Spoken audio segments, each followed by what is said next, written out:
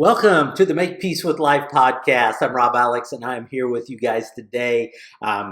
Episode number 2 of the podcast. I'm super excited. I'm a little more relaxed today. As you can probably tell, it's been a long day, but I wanted to get a podcast in for you guys today. Lots of great stuff to cover here. But first of all, let's start with some positive talk. What did you do good today?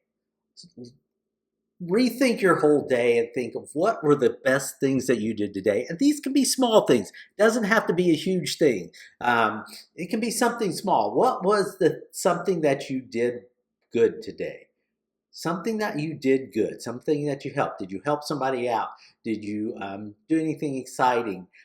Did something happen that made you feel good? I know this is going to sound a little silly, but I was driving this morning, and an old song from way back when called "Wild Wild West" by Escape Club came on. And I just jammed out to that song. I know it's not like this big hit, but it was good at the time. It's fun to sing. It's fun to listen to, and that was something positive that happened for me today. As you know, I've talked on the first podcast about how important music is, and I'll get into some more music later. Now, not every show is going to have music involved in it, but a lot of them will, because I do love music. But retrace your steps today and find out what you did good today, and pat yourself on the back for that. You don't have to do anything special or anything, but just know that you did something good today. I think we need to understand that every day we do good things. Sometimes it may seem like we don't. Sometimes it may seem like, that everything bad happened today. But if you really look at it, I'm sure there are plenty of things that you did well today. Maybe you did something for your kids, helped your kids with the homework, helped your significant other cook dinner, anything like that. Those are huge, monumental things, even though they might seem like little things. So don't ever sell yourself short on all the good things that you did today. Now let's get on to some of the more show. What is the vision for Peace with Life? As this is just the second episode, so I want to be more vocal about the vision for Make Peace with Life. I wanted this to be a community. I want you to chime in. With that said, anytime you have a comment on the show or have something maybe you want me to address or talk about, you can email me at makepeacewithlife33@gmail.com. Again, that's makepeacewithlife33@gmail.com. And yes, 33 is a powerful number for me.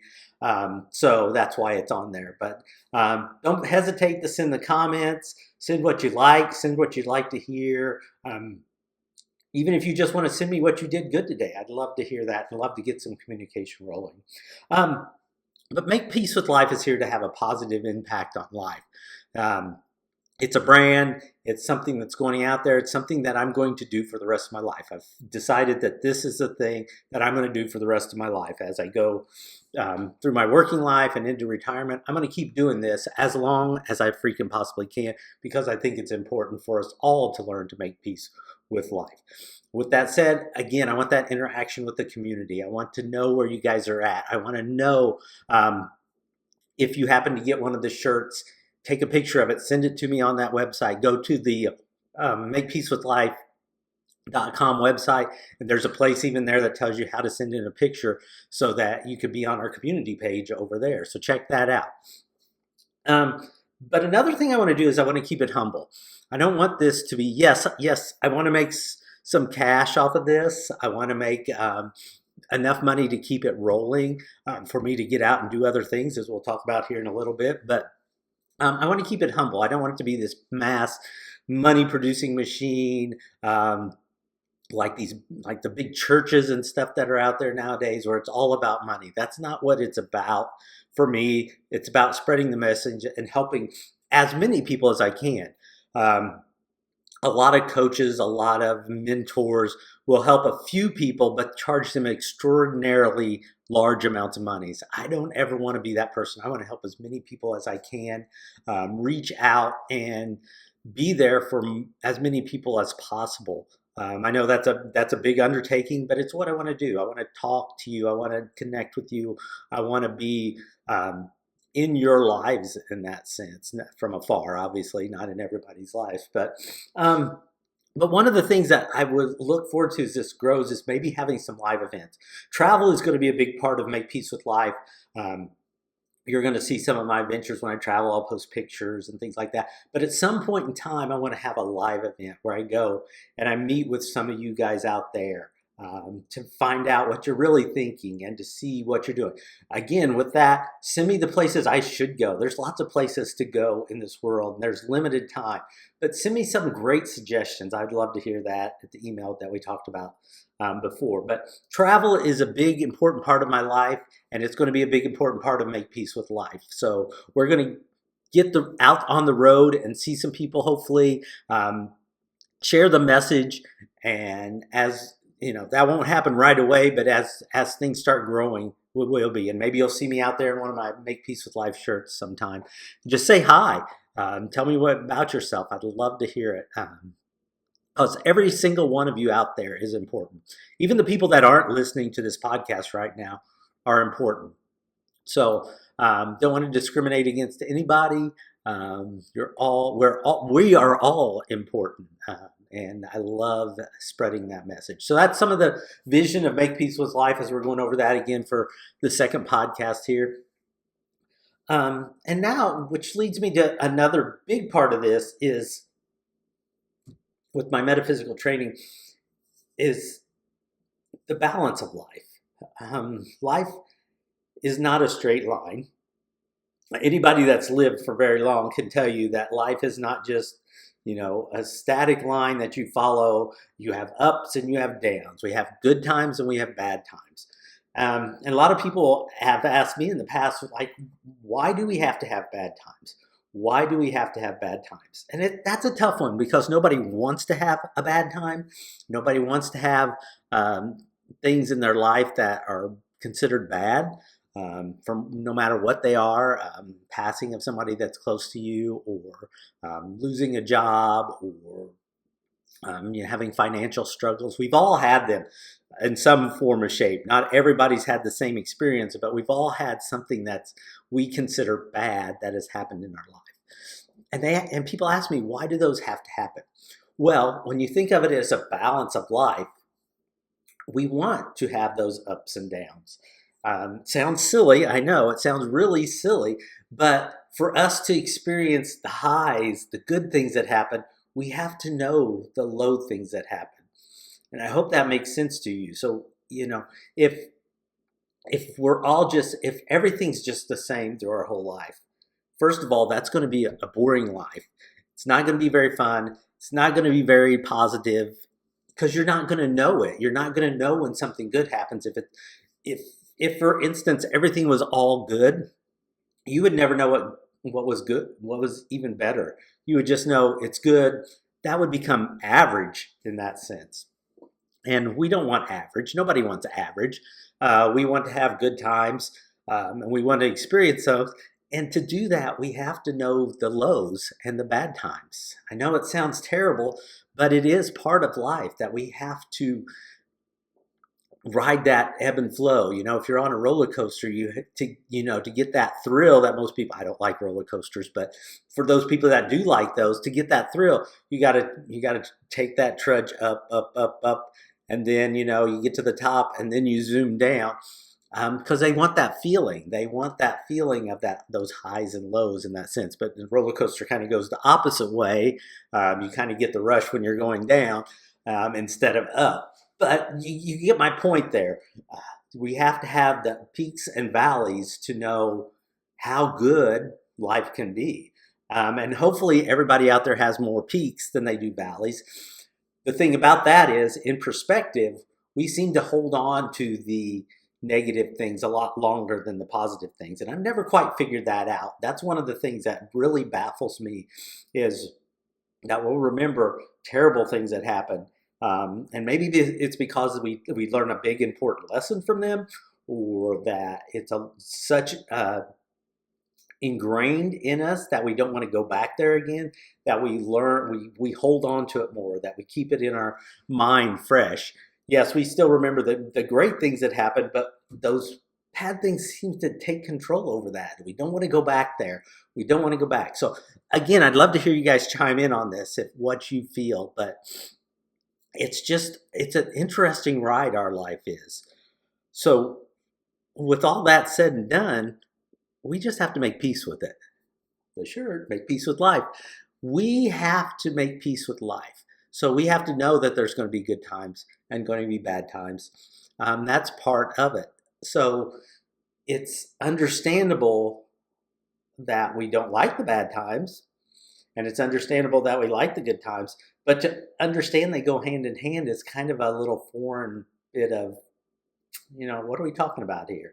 That's kind of crazy. So, but we have to make peace with that. We have to know some bad things are going to come into our life. So one thing that I always tell people is just know that when something bad happens in your life, something good is going to happen. It balances itself out. So as we were talking, the balance of life, it will balance itself out in some form or another. It might not happen right away, might not happen when you want it to, but eventually it will. I can think back to all the negative things or bad things that have happened in my life, and they've led to something better, either a better job, a better opportunity, uh, a, a better situation for family, all those things. It always leads to something better. So just embrace that as much as you can. I know that's, again, it's tough to tell you to do that, but just to understand that there is something good around the corner, always. So keep that in mind as you go through life, and understand that it's part of life and you don't want that boring life. So embrace the highs and the lows of your life and the balance that it is. Okay, last thing, I told you we're going to get back to music. I have to do this. I watched a show on Hulu the other night, Sly Lives, um, The Burden of a Black Genius. And first of all, it's funny because this gentleman was making music before I was alive. Sly and the Family Stones, the group I'm referring to. And what an interesting concept. In the late 60s, this gentleman, African-American man, put together a band that was the most diverse band that you could ever see. There was men, there was women, there was an Asian guy, gentleman in there. It was a total rainbow of band members, which was very novel for that time.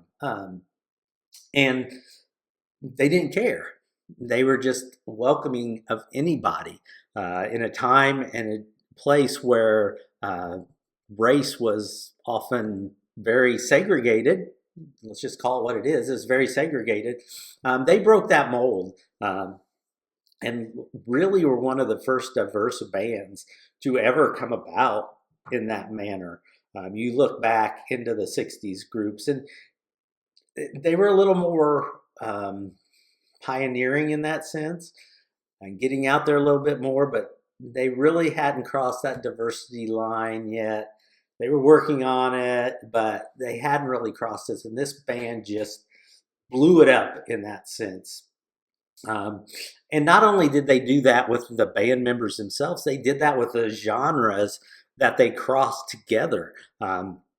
They had soul, they had funk, they had psychedelic, they had rock.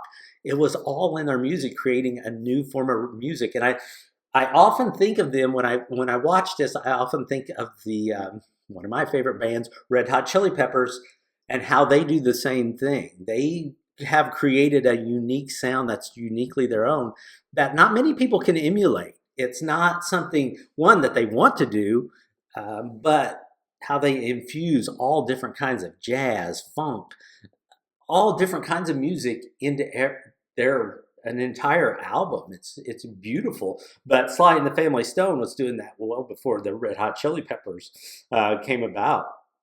And this band influenced a lot of other musicians. James Brown was a big fan of Sly and the Family Stones. Parliament Funkadelic. I love Parliament Funkadelic. They're awesome.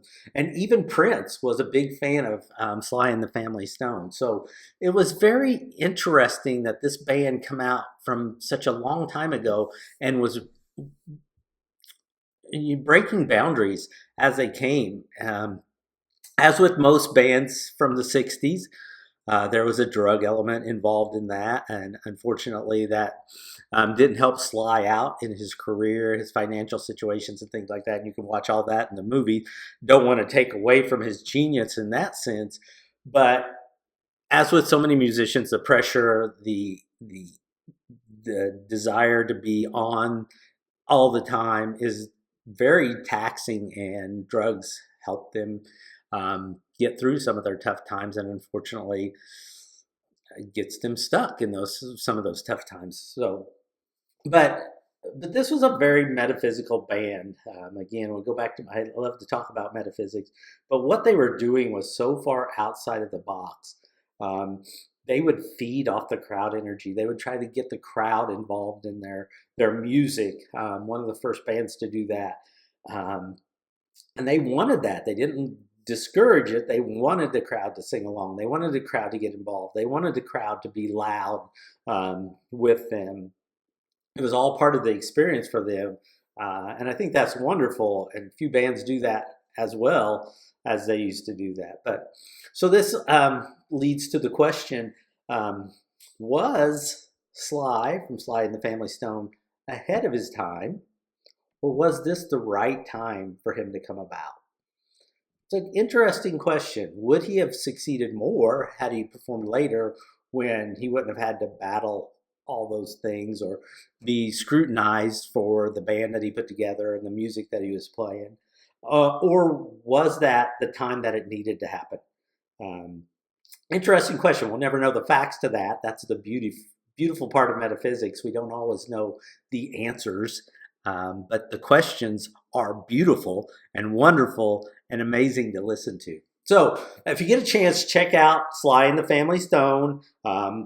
They had a #1 hit with Family Affair. One of my favorites, Everyday People. I love everyday people. And Dance to the Music. Those are two of the ones that I like the best. But Family Affair was their biggest hit. So check it out. Go listen to it. Listen for that metaphysical appeal to it, and how it was just like a family. I mean, I know it's Sly and the Family Stone, and it really was a family affair. You can hear it in their music. Watch the special on Hulu. That's a great one too.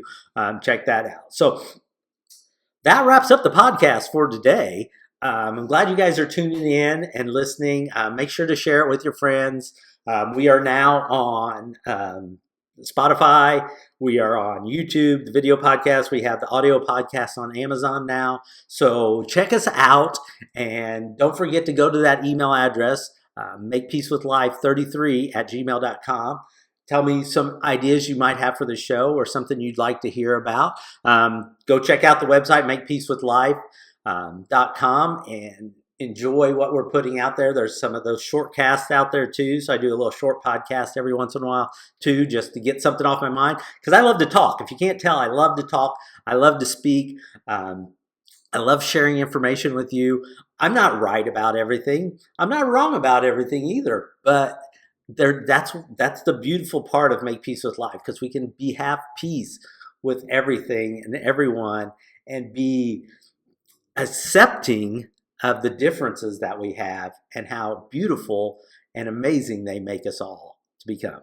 So that's it for today. Go over. Don't forget to get one of these shirts. Again, part of this goes to help hunger and mental health. That's part of the thing I'm doing. Any of the profits that come from these shirts go to help those two organizations, because those are very powerful for me. I don't think anybody should be hungry. The earth gives us food. Nobody should not be able to eat because they can't afford it. And mental health is such a big thing. We all have our issues. We all have our problems. We all have our joys. And there's people out there that need more help with that aren't able to get it. So I want to do my part to do those. So that's part of the underlying message of Make Peace with Life. So thank you for tuning in. We'll be back in another week with another podcast for you guys. I'm so glad you're tuning in and enjoying these with me. I love doing it. So remember to make peace with life. Love you.